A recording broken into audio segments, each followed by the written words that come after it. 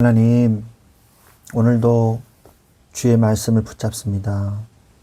주께서 말씀하여 주셔서 우리에게 힘을 주시고 의지를 주시고 선택을 주셔서 주를 힘써 사랑하며 주님을 따라갈 수 있도록 주님 도와주시옵소서.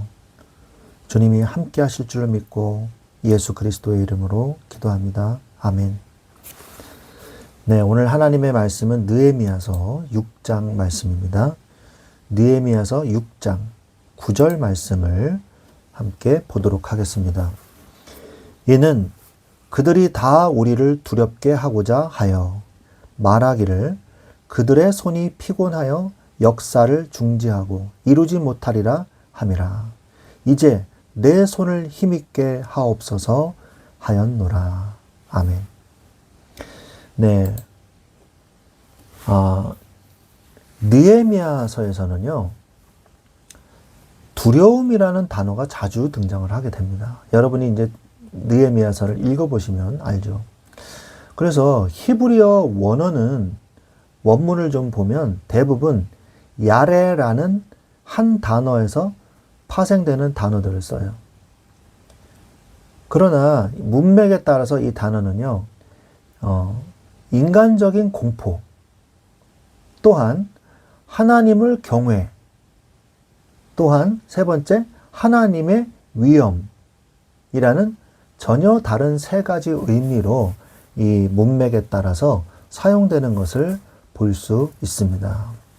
그래서 오늘 본문인 느헤미야 6장은요, 세상이 주는 공포를 하나님을 향한 경외로 이겨내는 영적 승리의 비결을 우리가 깨달아야 될 줄로 믿습니다. 그래서 오늘 말씀의 제목은요, 두려움으로 두려움을 이기라 라는 제목으로 우리가 말씀을 나누기를 원합니다.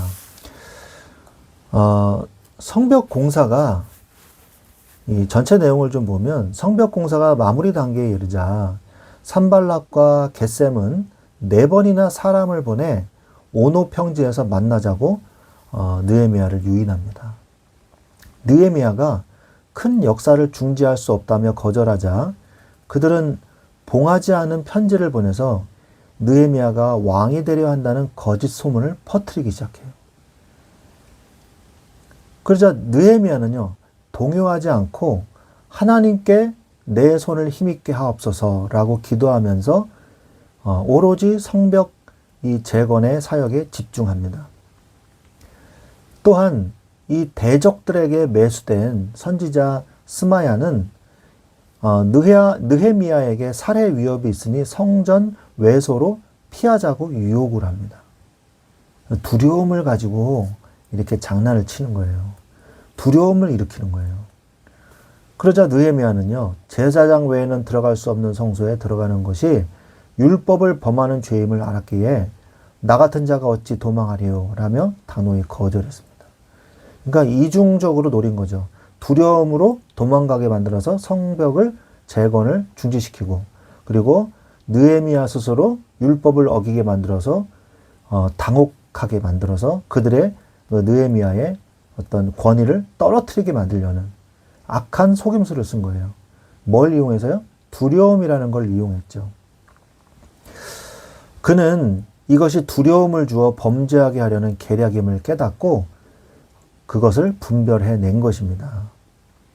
온갖 방해에도 불구하고요, 성벽은 드디어 52일 만에 엘룰월 25일에 완공되었습니다. 대적들은 이 역사가 하나님으로 말미암은 줄 알고 낙담했습니다. 아무리 노력해도 안 되잖아요. 그죠? 그러나 그 와중에도 유다와 그 속에 있는 귀족들이요, 도비야와 동맹을 맺고요, 편지를 주고받으면서 느헤미야의 말을 누설합니다. 이 도비야라는 사람과 권력자인가 봐요. 그래서 유다의 귀족들이 서로 정략 결혼도 하고요, 이 통혼을 하고요, 동맹을 맺은 거예요. 그러니까 스파이 짓을 하고 있는 거예요. 성벽은 완성되었으나 내통자들은 여전히 남아서 공동체를 위협하는 그런 일로 말미암아서 이제 느헤미야서 6장이 끝이 나게 됩니다. 우리가 전체 이 내용을 봤고요. 자세하게 이 내용을 좀 살펴보면 끊임없이 두려움을 주는 원수들이 나와요. 느헤미야서는. 심리전과 비방. 그래서 손을 피곤하게 하여 역사를 중지시키려고 했죠. 대적 산발락과 겟셈은 느헤미야가 왕이 되려 한다는 거짓 소문을 퍼뜨립니다. 이는 그들의 손을 피곤하게 해서 역사를 중지하게 하려는 고도의 심리전이었죠. 여기서 대적들이 주려던 그 두려움은요, 우리를 마비시키는 공포죠. 그리고 끊임없는 유혹과 협박을 합니다.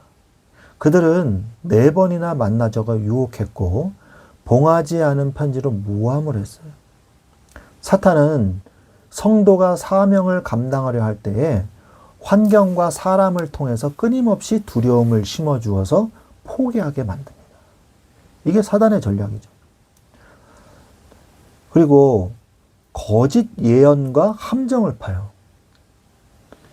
스마야를 통해서 살해 위협을 가합니다. 대적에게 매수된 거짓 선지자 스마야가 너를 죽이러 올 터이니 성전 외소로 피하자고 겁박을 합니다. 이는 생존 본능을 자극하여 두려움에 빠지게 하려는 계략이었던 것입니다. 또한 율법을 어겨서 범죄하게 하려는 거죠. 성전에 왜 들어갑니까? 그들이 뇌물을 주고 두렵게 한 까닭은 뭐냐? 느헤미야가 제사장만 들어갈 수 있는 성소에 들어가서 율법을 어기게 함으로 그를 비방할 거리를 찾기 위함인 것입니다.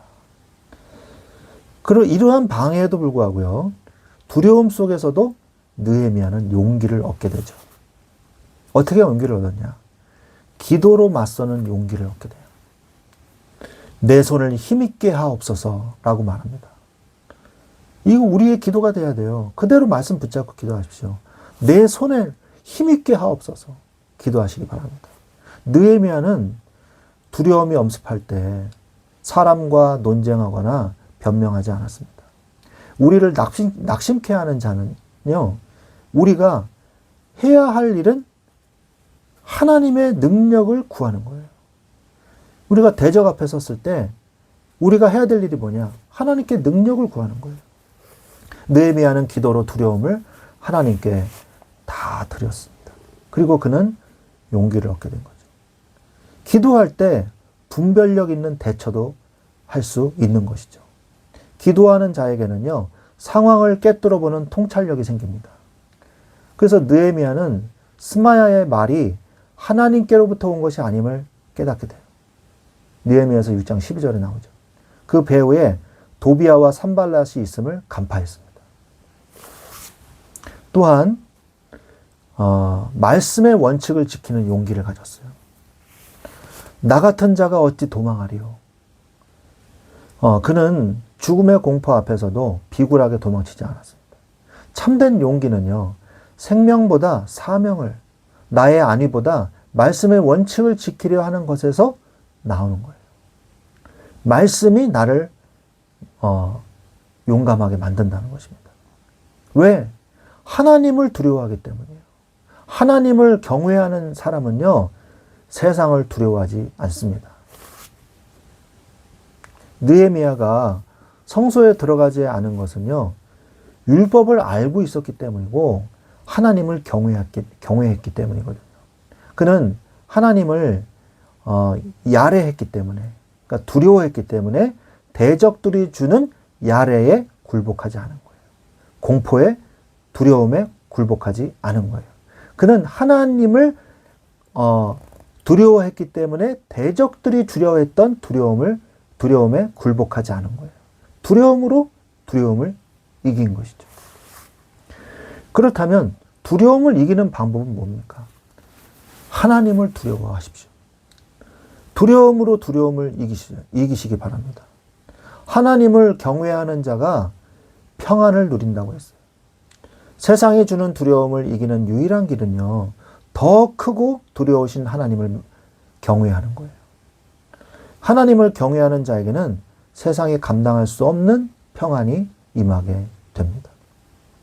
또한 담대하십시오. 예수 그리스도께서 세상을 이기셨습니다. 몸은 죽여도 영혼은 능히 죽이지 못하는 자들을 두려워하지 말고 오직 몸과 영혼을 능히 지옥에 멸하실 수 있는 이를 두려워하라고 마태복음 10장 28절에 말씀하고 계시죠.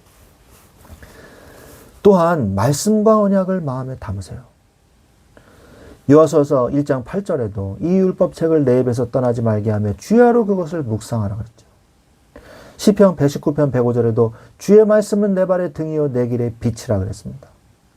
빌립보서 4장 6절 7절에도 아무것도 염려하지 말고 다만 모든 일에 기도와 간구로 너희 구할 것을 감사함으로 하나님께 아뢰라. 그리하면 모든 지각에 뛰어난 하나님의 평강이 그리스도 예수 안에서 너희 마음과 생각을 지키시리라. 또한 마음과 생각을 감찰해 주신다고 분명히 지켜주신다고 말씀하고 있어요.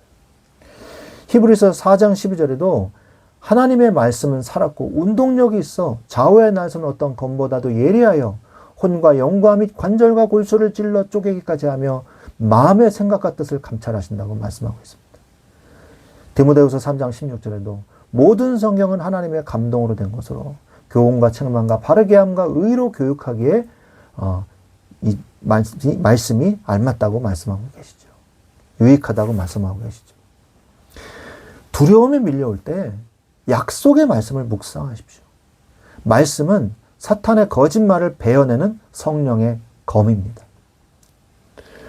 우리가 이렇게 될 때 응답이 어디에 오냐? 우리 마음에 오는 거예요. 마음과 생각을 하나님이 지켜주세요. 오늘 나는 무엇에 집중하고 있습니까? 문제에 집중하면 문제는 더 커 보이고 하나님은 작아 보입니다. 그러나 하나님께 집중하면 문제는 작아집니다. 불신앙을 집중할 때 불신앙이 나의 생각을 뒤덮거든요. 염려는 묵상할수록 커져요. 대적의 소리에 귀 기울이지 마십시오. 복음에 집중할 때 하나님은 이길 수 있는 지혜와 능력을 주시는 것입니다. 느헤미야가 52일 만에 성벽을 완공할 수 있었던 것은요, 두려움 속에서도 하나님께 집중했기 때문이에요. 그럼 우리가 누구에게 집중해야 되겠어요? 두려움에 집중하시겠습니까? 아니면 하나님께 집중하시겠습니까? 오늘 나는 누구를 두려워하고 있습니까? 사람입니까? 하나님입니까? 영혼을 멸하시는 자를 두려워하십시오. 느헤미야는요, 수많은 대적의 위협 속에서도 성벽 재건을 완수했습니다. 그 비결은 단 하나, 그가 세상의 공포보다 하나님을 경외하는 마음을 더 크게 가졌기 때문입니다. 우리 앞에 놓인 현실이 두려우십니까? 그렇다면 크고 두려우신 하나님을 바라보십시오. 하나님을 참으로 두려워하는 자는 세상의 그 무엇보다도 하나님을 바라보는 자는 세상을 두려워하지 않게 됩니다. 이 거룩한 두려움으로 세상을 이기는 저와 여러분이 되시기를 주님의 이름으로 간절히 축원드립니다. 아멘.